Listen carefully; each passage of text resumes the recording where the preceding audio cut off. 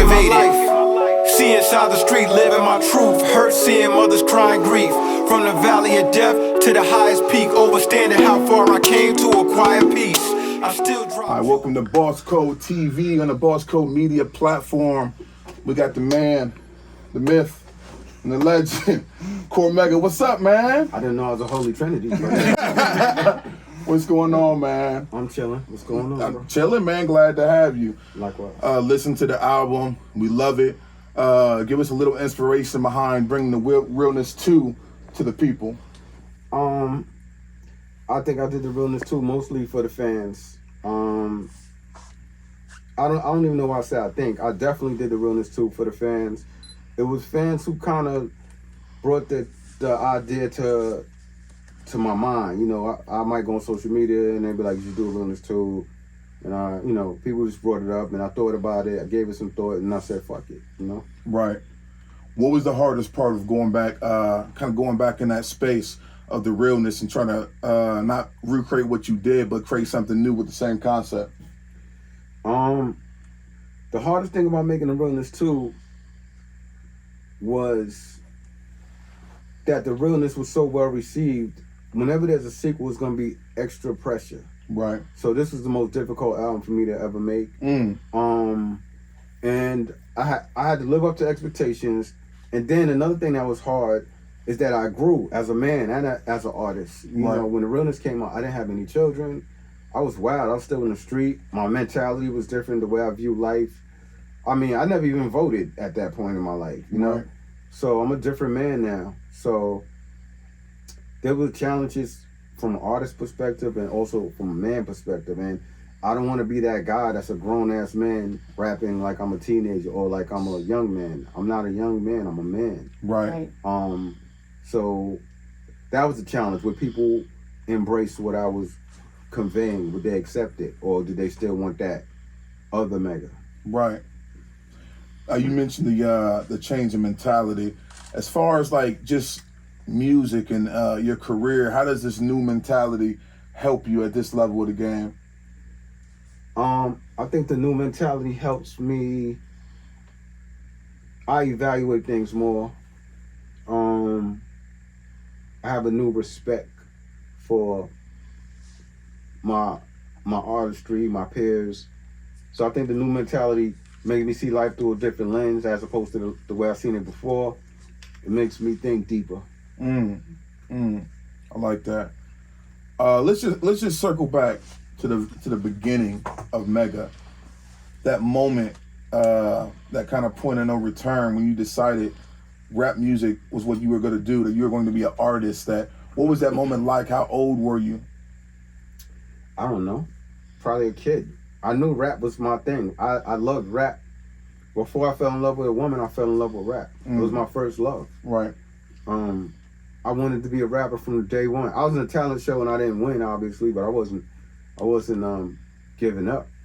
You know what I'm saying? So, shit, I don't even know. 13, 12, you know? I knew this was me. I wanted to do this.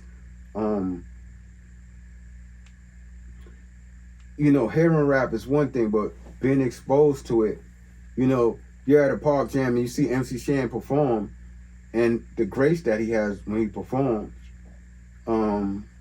you know, and you see the Juice Crew performing in the park. You see that shit. Yeah. And you hearing it on the radio, but to see that is a whole different thing. So I knew I wanted this shit. Like I said, hip-hop was my first love. I loved hip-hop before I loved a woman. I was attracted to women. Well, I had crushes on women, but I was in love with hip-hop. I feel like being where you're from, you lived a lot of the stuff that people read and hear about, right? As far as like you said with MC Shan, and you were in the midst of all that stuff going on.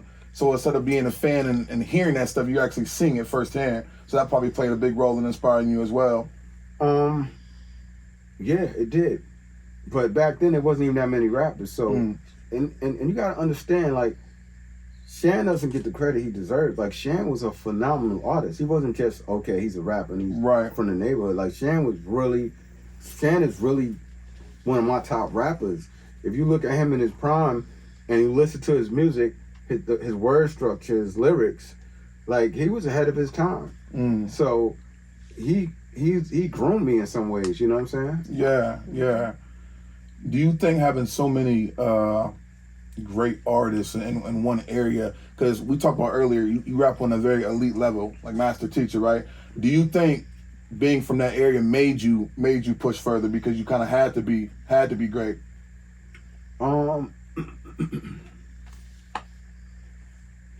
I think New York pushed me because I wasn't concentrated in Queensbridge. I used to go different places. I'm the type of person I would go places to battle people, and I stayed different places too. So Far Rockaway is where I did a lot of battling.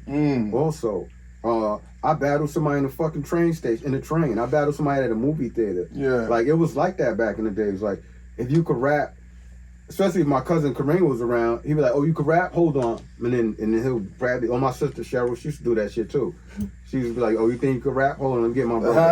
That's what's up. And next thing I'm coming from the store eating a fucking ice cream or something, and there's a rapper waiting to battle me. I'm right. like, what the fuck? You had to be ready, huh? You know? Yeah, so, you know. Man, just to segue into battle rap for a second, because you said you grew up battling like most did growing up. Do you think battle rap has kind of lost its art as far as where it is now, or do you enjoy how it kind of transcended into what it is now?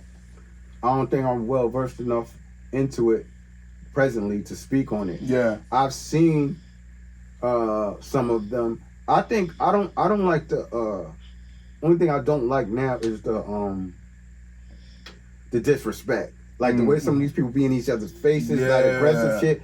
I couldn't do it, especially me when I was younger. I wouldn't have lasted long of that. Like I was active in the streets, so that shit would have went really bad. Yeah.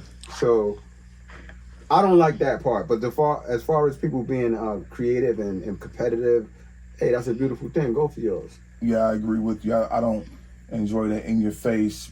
I'm gonna do this to you. Yeah. Your mama this, and I get that. Or just like you know, if you say something slick, but all the hands in your face. Sometimes people touching each other.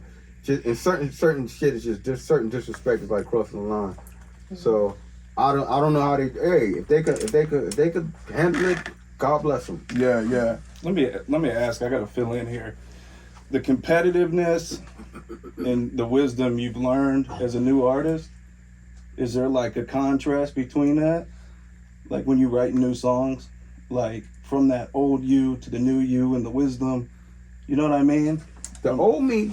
Yeah. The old me wanted validation. Yeah. The new me doesn't need validation. Gotcha. The old me wanted to prove something. The new me, I feel like I'm proof. Like one thing about me, I would never call my album a classic. Okay.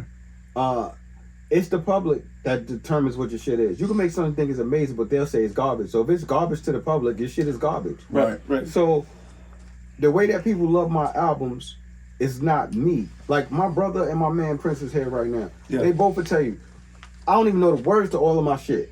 Right. Like sometimes I gotta listen to my shit just to know the words. So I'm not one of those artists that's full of himself or stuff. Okay. Like I'll make something I think is good, and if everybody likes it, then that's what we're going with. So the way that I create music now, as opposed to the old me, like I said, the old me has something to prove. The old me, I use more profanity. The old me was less filtered. The new me, I have a responsibility as a man. Because as a man, I know there's a lot of youth that don't have father figures or the right guidance. And they don't want to hear it from anybody. But they'll listen to it coming from me because they know I've been through it. And when you have that kind of credibility with young people, they're more likely to listen. So now I have a responsibility to try to give you jewels in my music. I have a responsibility to my culture because I want to be seen as one of the greatest. So I have a responsibility for that. And then I have the responsibility of living up to my past catalog because the realness, true meaning, testament, born and raised, mega philosophy. I mean, shit. My least popular album, Born and Raised. My least popular album is probably Born and Raised, but that's just as good as any of my albums. Right. Yeah. So I got a responsibility to try to be consistent with that. And so on my new shit, I'm not trying to keep up with him and them. I'm trying to keep up with me. Okay. I'm trying to teach. I'm trying to lead by example. So that's the difference. Okay, so like the competitiveness changed towards yourself? I'm not competitive. Or is it? You look at the Realness Part 2, for example. Yeah. I did a song with Havoc, I did a song with Nas, I did a song with Lloyd Banks.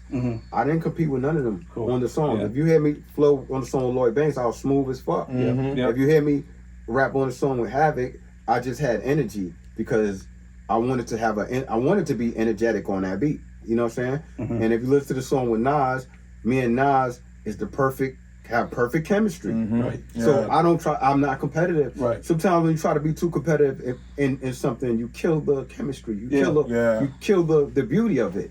You know what I'm saying? Like, let it happen. Let beautiful things happen. And when we were listening, I can tell that. I feel that. There's not that. It's got that. You can feel your spirit in it. Yeah. It's crazy. That is the craziest thing to hear people say that, and I've been getting a lot of that lately. I don't even take credit for that because I never knew that my music would have a spiritual thing to it. Even my man Billy Dan from MOP, shout out to Billy, he's like, the shit got a spiritual feel. Like it's like it's like you you're a pastor giving a gospel, a street gospel.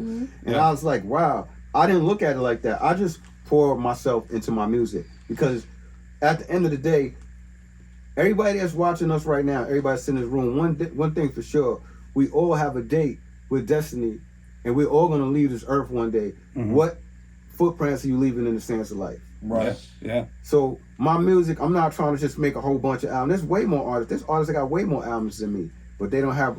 You could take an artist. You could take any rapper right now, not anybody. You know, you could take an average or most rappers right now. You could take 10 of their albums or 5 of their albums, and this one Realness II album probably got more jewels in it for your life than 10 of their albums. Yeah, facts. So that doesn't mean I'm better than you. That doesn't mean I'm worse than you. It just means I'm giving the people more. Like, I'm not flexing jewels on people. I'm giving jewels to the people. Right. Can I add this? So like a lot of hip hop artists that I'd work with as an engineer, they sort of feel impressed by how quick they write something.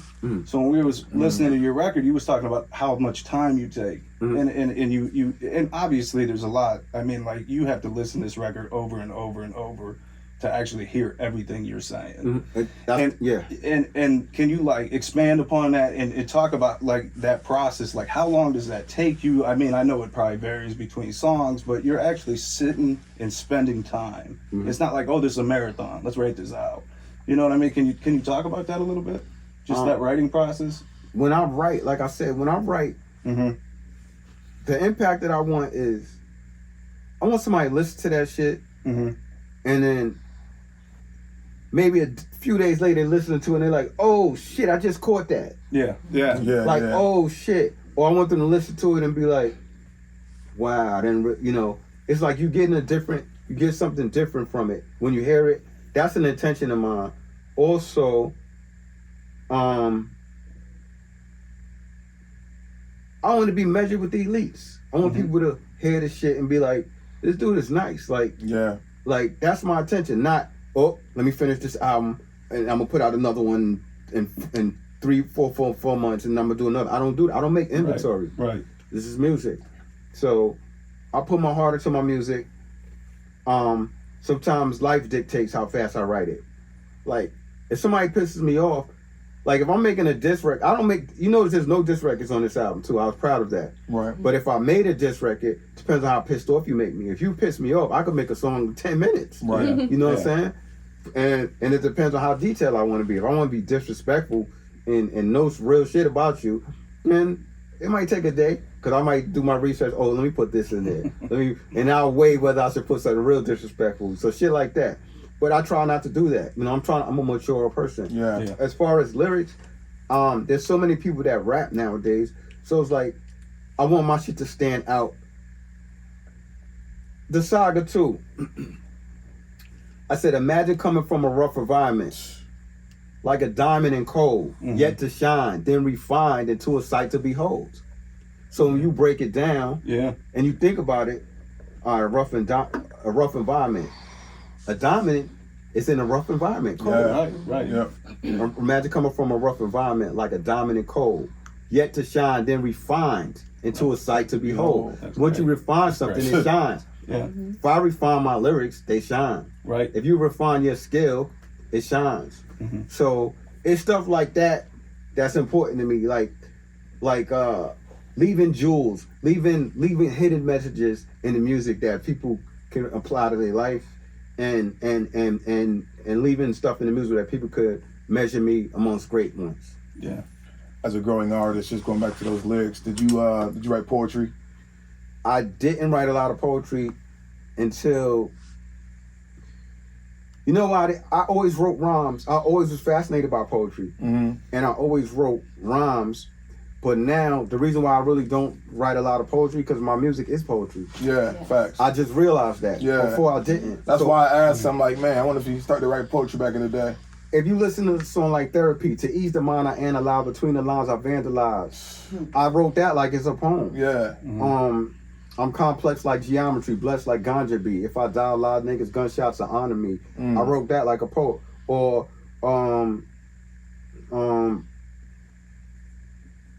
let me think.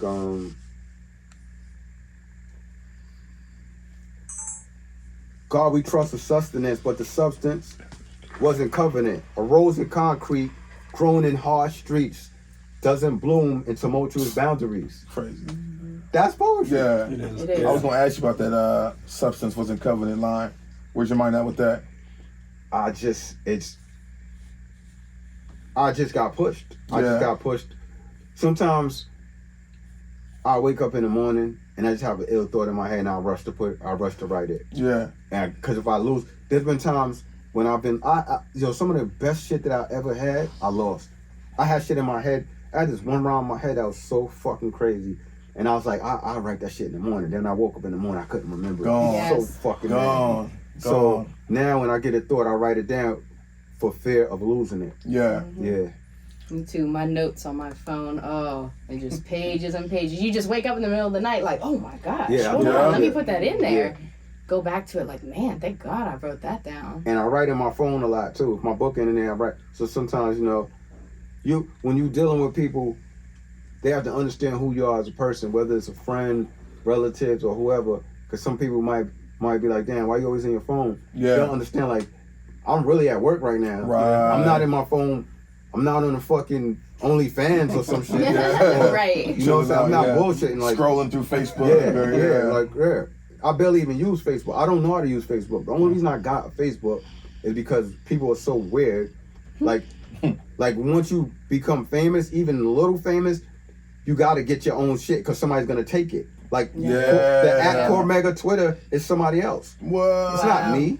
That's why They my shit is fold that. I am CORMEGA Man. on Twitter. On Instagram, I'm CORMEGA, but I had to That's fight to crazy. get that because somebody else was CORMEGA at first. That's So on crazy. the only reason I got a Facebook because if I didn't get it, somebody else would get it. Did you have to So- call Instagram? You have to do. You just gotta work. Like the guy, I would love to have the CORMEGA Twitter, and the person who did it probably did it spitefully because they don't even use this shit. It's like you look at, you see like a Star Wars picture, and that's it. What? So it's like sometimes people do weirdo shit, and then it's like CORMEGA.com. I would love to have that, but I'm not paying somebody $4,000 for that shit. Yeah. You know what I'm saying? If somebody wants $4,000 for CORMEGA.com, like Somebody fuck you. owns, somebody has it. Yeah. So I got CORMEGA.net right now. Man, that's wild. Yeah. I want to segue back to the writing process just for a minute. We talked a little bit last night about being an artist who's been in the game for a while, and there's a lot of different type of music going on right now, different type of rap. In your career, have you ever felt pressured or even questioned yourself, like, oh, should I try something like this? Should I try to do something like that? No. I'm not one of those type of guys. I understand my limits and my boundaries. Facts. I'm too old to be doing some of that shit. I'm a grown ass man. Right. It's kind of like they got new cartoons right now that I don't know the name of. Like y'all got kids. What cartoons your kids watch? We keep it old school. We do Magic School Paw Bus, Patrol. and we try to watch the old stuff because some of the new stuff is Paw weird. Patrol. Yeah. I know about that a little something, right? Yeah. I never watched Paw Patrol when I was a kid. Right. So I'm not gonna say, I don't like Paw Patrol. It ain't like when I was a kid. Right, Scooby-Doo is better. right. I'm not gonna do that. Right. Well, I'm also not gonna say, okay, shit, I need to watch Paw Patrol so I can fit in. No, that's not my thing. That's for them. Right. Do that. So when there's different kind of raps, whatever it is, I forgot the name, mumble rap. That's what they call it. Yeah, Yeah. mumble Or that rap. type of stuff. It's not for me. Yeah, that yeah. doesn't mean That doesn't mean- I'm better than them or I'm worse Yeah. than them. It's just that's not my lane. Right. I'm too articulate with my words to rap like that. Right. And I'm not gonna rap glorifying drug use. I'm not going to. A lot of these guys, a lot of black guys kill me, man, because it's like, they be talking this black excellent shit, but everything you glorify is European. When you think about it, it's like, every car they show off is European. Your jeweler's European. Like, everything you brag about is European. And you're doing free, your liquor, all this shit.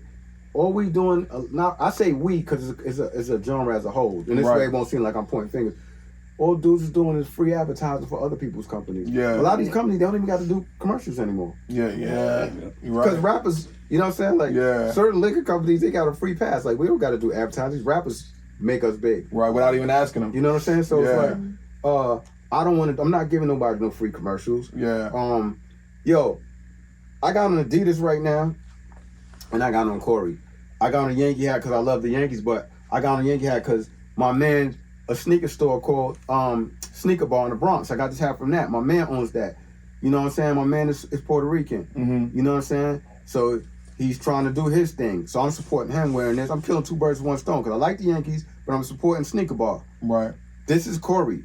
You know what I'm saying? This you don't see me with jewelry a lot. Yeah. Even some videos I intentionally don't wear jewelry. I wear Adidas a lot. Why? Adidas just came to my community and they gave out hundreds of book bags to the kids out there. Oh wow. And there's other things that they want to do for the community. Yeah. And I came up with the idea. I came up with the idea to do something for Queensbridge with Adidas, but Adidas made it bigger than what I wanted to do. Yeah. And there's other things they want to do. So of course I'm wearing Adidas. Yeah. So if I wear something, I'm not wearing it because it's cool. I don't need somebody to tell me what's cool. I know how to dress. Yeah. So I could wear something you don't think is cool and it's cool to me. Yeah, if it's cool to me, that's all that matters. Right. You know what I'm saying? So that's the difference between me and a lot of artists. Especially, like, you get to a certain age, you have to be a man. Stop trying to fit in. Right. Because when you're trying to fit in with the young dudes, you look goofy to them. Yeah. And when you're competing with a young dude, you're goofy. Yes. So as an OG, be an OG be the OG that the younger dudes could sit with and respect you and get gems from you and stuff like that, rather than this dude trying to compete with me. Yeah. I'm not on it like that, and that's why I get love. That's real. Yeah, people look silly doing the same stuff they did 20 years ago, Yeah. 10 years ago. It's actually sad to so see that. yeah. Like, So even when I was in the street and I was rapping about crack and the streets and the guns, I was rapping about the pitfalls of it. I wasn't saying, I said, even on the real, I said, if I affected your life in any way, tripe, when I was doing crime, forgive me. Yeah. You know I love what I'm saying? that line. Well, it's like, you know, I paint a picture vividly as if Picasso's spirit entered me, staring at the heavens. And that's another thing. I'm into art, and I've always been into art. If you listen to my rap, I said Picasso on there. I said Ernie Barnes or some of my songs. I said Dondi is one of my favorite graffiti artists recently. I had a song called Rap Basquiat. I've been into art. Now you see rappers talking about art. It's like, are y'all really into art, or y'all doing it because it's cool now? Right. Like, I don't do trendy things. I do what's from my heart. Right. Like, I'm not ashamed of anything that I like. Somebody's be like, yo, Mega, why you always put basketball quotes in your rap? Because I like to always put back because I like basketball. Yeah, that's you. Like, why you always talking about weed in your rap? Or why you? Yeah. I talk about what I like and you talk about what you like. I'd rather talk about basketball because I don't drink Hennessy and all that shit like you drink. Right. I don't smoke like you smoke. I don't go to strip clubs and I don't do all the shit that y'all like. I like basketball. I like art. I like food. I like comedy. I like Dave Chappelle, Richard Pryor. I like traveling. I like beautiful shit. I like exotic places. I like waking up and the fucking water is aqua blue and the sky is aqua blue. Yeah. Peaceful, beautiful shit. That's the shit I'm on. Right. I like cars. I like BMWs. I like fly shit. You know what I'm saying? That's the shit I rap about. Why you rap about a Lexus all the time back in the day? Because that's what I got. Yeah. right. You know what I'm saying? That's all I got at the moment. You know what I'm saying? Meanwhile, somebody rapping about one and don't have one. So it's like, I got a black Lexus because that's what I rap about. Yeah. I can't rap about the Ferrari and the Lamborghini. I don't got that. Right. So I just do me. That reminds me of being in certain conversations and people can talk about crazy stuff all day long in conversation, no matter what it was. And you say something real, and they say, "I don't want to get serious. Let's not get serious in this conversation right now." Or let's When not life talk, is serious. Right. Nobody wants to face the realities that we go through every day. They want to flood it with all this nonsense. Yeah, that's real. Even you gotta learn how attached are you to shit? Like how can you remove yourself from shit? Yeah. Like for real. like years ago, Gucci did some fucking shit that I didn't feel. And I love Gucci. I stopped fucking with Gucci after that. I might fuck with them again in the near future. But it's when they did that racist shit, they did something racist and I stopped wearing Gucci. Yeah, I remember. That. Then you got some artists like, we're gonna boycott them for 30 days or some stupid shit. How the fuck do you boycott? Right. A 30-day boycott. It's like, Let them know we mean business. yeah, we need business, but we're gonna definitely be ready for next season. The new drop. For the new drop. Fuck that. Oh, word. Cause you already got the other shit, so 30 days you'll be ready for you don't do that. I stopped wearing Gucci. I didn't wear Gucci in over 5 years. Meanwhile, And Nike too. I stopped wearing Nike. I wear Nike again. Well, Nike did something racist years ago. That's when I started wearing Ewing and other stuff. Got you. You know what I'm saying? I had to program myself because most of my sneakers was Nikes. Like I was a really Nike head. Yeah. But it's like, I'm a human more than I'm a consumer. Yeah. And if you disrespect me, and I'm paying you, that makes me the clown. That doesn't make you the clown. Right. Yeah. So I stopped fucking with Nike for a while, and then I forgave them years and years because they made a lot of recessions and changes and improvements. Right. But it took me years to wear Nike again. It took me years to consider wearing Gucci again. But it's like I stand on principles with life, not just rap. Yeah.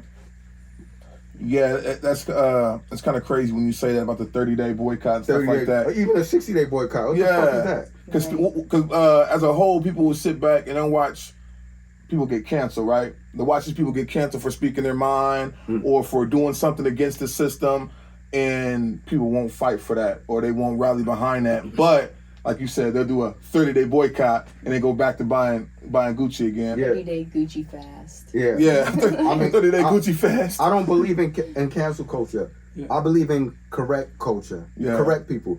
And I think society as a whole is hypocritical. I'll give you a perfect example. You take the war. World War II was a tragic war. A lot of casualties, a lot of unthinkable, inconceivable things occurred.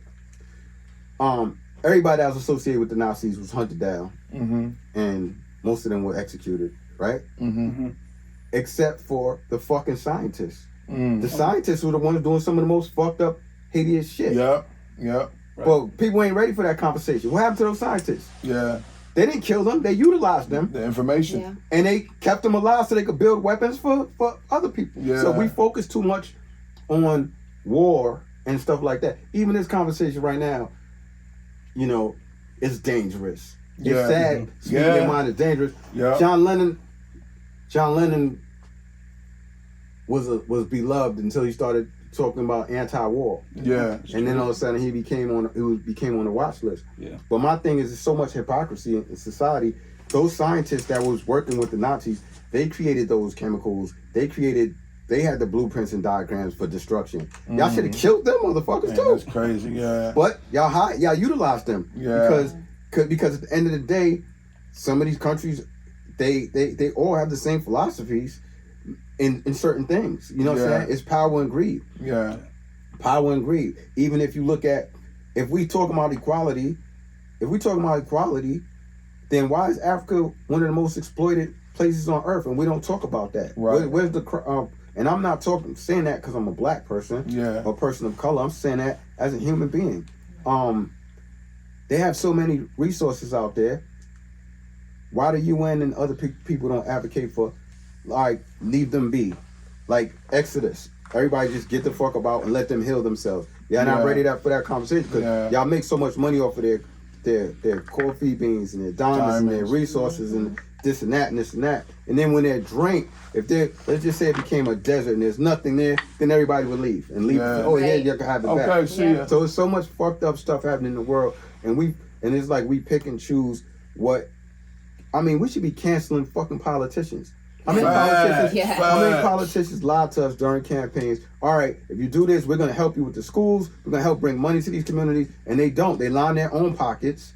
And then, and I mean, there's guys, I mean, even when they're running for office and they're having debates, the debates be like fucking Crazy. rap battles and shit. Yeah. And the crazy shit is, some of the shit they be saying, though, I don't care if you're Republican or Democratic or whatever.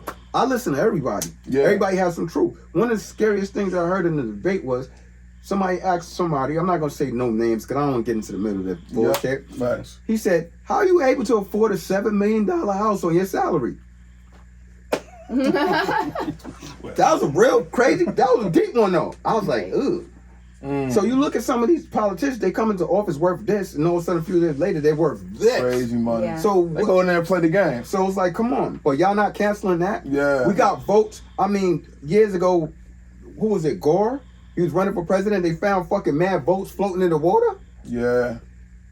Why? And then, what's crazy about Floating in that? the Y'all want to cancel the wrong thing. Yeah. Y'all want to cancel celebrities, but what about the people that keep playing with us? The celebrities ain't playing with us. Even if they're celebrities doing something stupid on their platform, that's their mistake. But there's so many people that's playing with our lives, and nobody wants to cancel. Facts. They have to. They have to. It's a serious agenda, and anything that goes against it, it just immediately gets cut off. It's hushed. You Yeah. know? It truly is. Everything is an agenda. I made an album called Mega Philosophy, and on that album I was talking consciousness, black upliftedness, and stuff like that. And then on one of these platforms, like one of the providers, the digital provider, they had the album listed in the comedy section. What? Yeah, it still might be. Look it up. I don't know if it's Apple or one of them. And I was like, wow. Dang, that's It's like, it's nasty out here. It's nasty. Almost to keep it away. Yeah, Wow. and my publicist was like, you better be ready for what's going to come behind this. Like, you know, because it was a deep album. I was talking some real shit. Yeah. So, you know, it's just a nasty world we living in. Yeah. So I don't focus on all of that shit because It'll tear you down if you do. if you think about it, some of the most brilliant people in the world are this close to being fucking crazy too. Oh yeah, Yeah. thin Like, line. yeah. Thin line. Because certain shit you better off not knowing. You know what I'm saying? I used to watch CNN every day, right? Over the years, I used to be into what's going on, politics and stuff like that. And then over the years, as I get older, I'm like 10 minutes a day. You know, I bounce between CNN, Fox News, 5 minutes apiece. Now I can't even do that anymore, to be honest, because not to go too deep into it, but one side is advocating for this side, one side is advocating for that side. You're never really getting the truth. Right. You're getting the story spun by each outlet. So it's like it gets difficult to find the truth, which segues back to the hip hop culture, because growing up I felt like I found the truth in hip hop. Like the artists I was listening to, hip hop was powerful. Like hip hop inspired me. Hip hop is powerful. Yeah, it is. Look at this fucking room right now. Yeah. Black, white. I don't know what the hell he is. Right, you. know what I'm saying? It just it's so much. It brings so much up. Yo, music brought more people together than any politician ever did. Everybody in this room I met because of music at one point in my life. Every country I've ever been to. Even me and you. Every single person. That's every how we ended country- up married. Every country I've ever been to is because of music. Yeah, that's I've wild. never went to a country on my own. Like, you know what? Matter of fact, I'm lying. I went to Barbados on my own.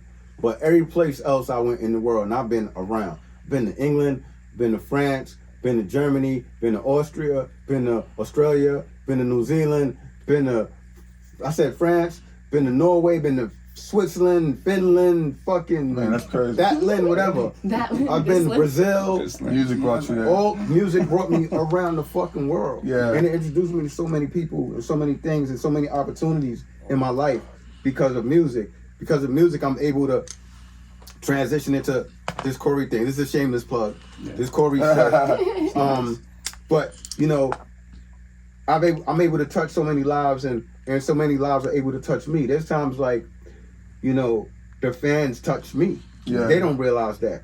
I've been to Spain. Shit was amazing. So it's like the fans touch me. There's certain things that the fans say to me that really stick right here. And it's all because of music. Yeah. So it's like that's another reason why I take this shit so serious, because this, I mean, look, it's 2022. And I was rapping in 1992. Y'all just didn't hear me yet. Yeah. But it's like, you know, I was talking to Nas the other day, and I was like, yo, you realize like the amount of decades that we lasted it?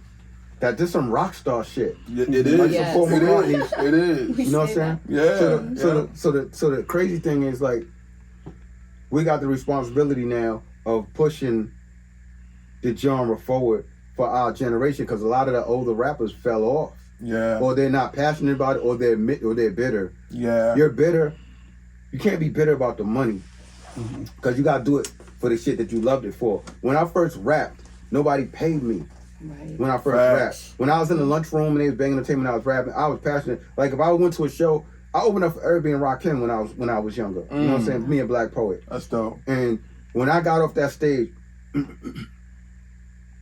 we was walking, you know, Apollo's in Harlem. We walking, and a crowd ran up on us, and I thought we was gonna get jumped, because Poet used to diss everybody back in the day. So I was in my head, I'm like, oh shit, we got some beef because of Poet right now. So I said, Poet, we're gonna stand back to back. Like, this is my back, and we put our backs together. I'm like, yo, we just gonna go. Yeah. You know what I'm saying? And they just ran down on us. It's like, yo, shorty, you ill. Yo, what's your name? Yeah. And I was like, oh, shit. Yeah. You know what I'm saying? So it's just this music shit. I don't take it for granted, because look what it did. Look, I'm in Ohio right now in the fucking basement where they used to kill people. Yeah. I don't know. It's not true, everybody. So, you know, now I respect my music. As a joke, nobody died in here. So, you know, music has taken me around the world, and it has introduced me to so many dope people, y'all included. I love this shit. I really love what I do. I really, when I was at my listening session, I only had one for the media. Last month, I had one for the media, and the love that I got was so overwhelming. Like, I had to really fight back tears. Like, it was so crazy, because I'm not used to that. Because I'm so used to the hate. Yeah. And the hate kind of, you know, sometimes you see little quotes online or sayings like, I need new haters or I need more haters. Yeah. I be feeling like that. Yeah. Because the old haters, they not saying nothing no more. Right. Sometimes I use haters. Like, I'm going to tell y'all something I use haters. They don't realize it. I use them. You know how people use people? Oh, yeah. I exploit them. Yeah. Sometimes I might be not motivated or nothing, and a hater will say something, and it'll be just the spark I need. Yeah, Right. facts. Like, if it wasn't for them, there's certain songs that would, if you take away the haters from my life, you seen Avengers Endgame when they did something and then everything turned back normal? Yeah. If fucking the haters would disappear, my music would start, you know how people When start they- turn into ash, some of my music would just disappear. Because it was Right, inspired by that. It was inspired by life and moments and shit like that. So I need people like that. But when I get the love, sometimes it's like, oh shit, like, Didn't expect that. I didn't expect that. Yeah. Even with this album, because media is weird too. I try not to even develop relationships with media, because they fucking they finicky and they fickle. Yeah. So the ones that are real, I hold on to them and I appreciate them. And one thing about me that I respect, I don't use people, rappers or the media. You got a guy like Rob Markman, that's my man. He's a known writer and he's respected in the industry. Not once did I ask him to do any interviews or reviews for my new album. Not once. You know what I'm saying? Because he's my man, he's my friend. Yeah. And he raps too. So I just told him, yo, I got you. When I got a show, you get on my show. Yeah. My man Daytwan from The Vibe, that's one of my guys. Like, me and him was dumb close. I didn't ask him for nothing. You know what I'm saying? Even rappers, I don't like asking people for shit. If you're gonna do it, you're gonna do it. Yeah. Like Glorious. You think we don't see all the people saying, yo, you and I should do a video, we both see it. But I don't feel like, I know he's busy and etc. I don't feel like nagging him. Right, if he wants to do it, we spoke about that, you know what I'm saying? And he's feeling the response from the people and the love for the song. But I don't ask people I don't try not to abuse my favors. Yeah. You know what I'm saying? As a person. Yeah, that's real. I appreciate everything that I get, and that's why life is smooth for me, because my energy is transparent. Like, I don't lie, I don't front. Like, who I am is who I am. I show love. The reason that I got so many good friends, you can't have the kind of friends that I have and be a fucked up person. Like, I do so much good shit, but it comes back. And I do so much shit, like, that I don't talk about, because I'll be like, God sees it. But some people be like, fuck that, let people see. Because people be trying to create their own image of who you are as a person. So let people see who you really are. Even this lady in Queensbridge told me that a couple of months ago. She's an elder, and she checked me. So I was out there, and we just gave out mad knapsacks and stuff for the kids. We had the ice cream truck out there. It was free pizza. We showed man love. Man, that's dope. It was beautiful, right? So I'm walking, and then the lady's like, you know, she's basically saying, like, I want more from you. Like, you could do more. And I was like, what do you mean? In my head, I'm like, what the fuck more you want me to do? Get Kentucky Fried Chicken? I didn't say that to her, but in my head. So she's like, listen. She's like, that stuff is good that you're doing, but the people need to see you. Because there's times, like my man Prince will tell you, there's times when, like, I'll send knapsacks to Queensbridge. Like, this ain't the only year I did it. This the only year we talked about it. Yeah. There's times my man is the man. I call him. I'll be like, yo, Prince, they're gonna drop off some bags, and he gets the shit out. You know what I'm saying? Yeah. And I, you know, if you know me, then you would know. But other than that, nobody really knew. And that's the type of shit I've been doing, shit like that. So she was like, the people need to see you. If when they see you and they feel your presence, then, you know, it makes more of an impact. They need you need to let them see you more. Yeah. And I was like, wow. So when she said that, it hit different. It made me look at life different. And since then, I've been a little bit more active with people, like pulling up and all that. So it's like, you know, it's the people. I'm a people's person. Like being in your position, like what's your level of accountability to youth, to that? You know what I mean? What is that? Because you are obviously being in your position and who you are, that accountability level to that. My accountability level is very high with the youth, especially, you know, yo, I want to be like you, Mega. I'll be like, I don't want you to be like me. I want you to be better than me. Yeah. Or if you're going to be like me, you know, I said it in the rhyme. I said, you want to walk in my shoes, don't forget those state boots. I paid dues. Yeah. Yeah. So it's like, you know, me becoming Mega, it's circumstances that made me who I was.